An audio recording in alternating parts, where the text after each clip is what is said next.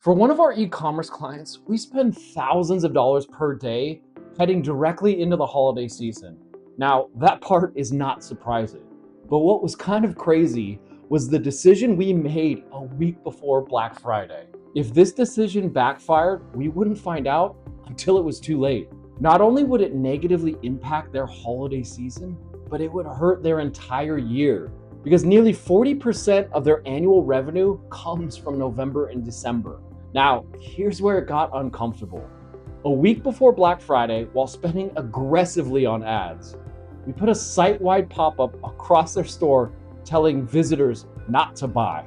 Seriously, we were buying traffic and told them, do not buy right now. Now, from the outside looking in, this seems like a terrible idea. We're buying traffic and we're literally telling people not to buy. But the problem we were trying to solve wasn't conversion, it was timing. Most brands burn demand too early. They'll panic, push discounts, and exhaust buyers before Black Friday even begins.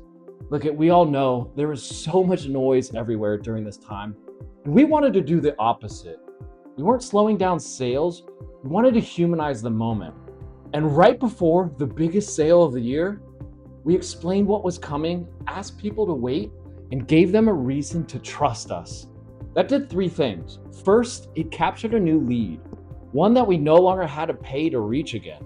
Second, it built trust by telling people to wait so they could save money, creating a human interaction in a digital moment. People will remember that feeling. And third, it primed buyers so that when the sale dropped, they were ready and far more likely to purchase more than once. So instead of forcing conversions, we changed the experience. We used giveaways and paid traffic to these giveaways to start building an email list weeks before the campaign was set to go live. We teased the sale a week out to our current list of email subscribers, and we told people very clearly, don't buy yet. We'll tell you when it's actually worth it. That flipped the entire dynamic of the campaign. Instead of chasing customers raised their hand. Instead of fighting for attention on Black Friday, we already had it. The campaign stopped feeling desperate and started feeling intentional. So, what were the results of all this? November became their biggest month on record. They did $233,000 in revenue, and this was up 50% compared to the year before.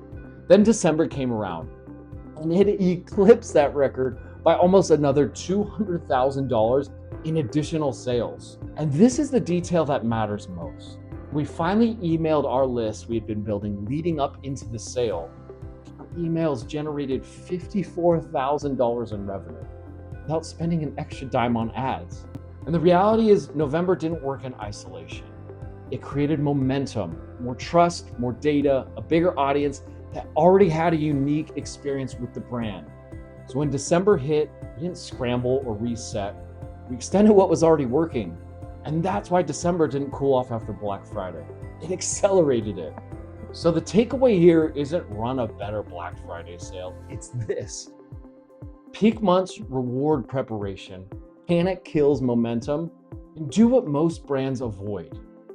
Think like the customer, not the campaign. That's how you build trust, repeat purchases, and build long-term value. When nearly 40% of your annual revenue happens in November and December, you don't win by reacting in the moment. You win by controlling the demand before it even shows up. Look, if you're running an e-commerce brand and Q4 always feels chaotic, unpredictable, or stressful, it's usually not a traffic problem.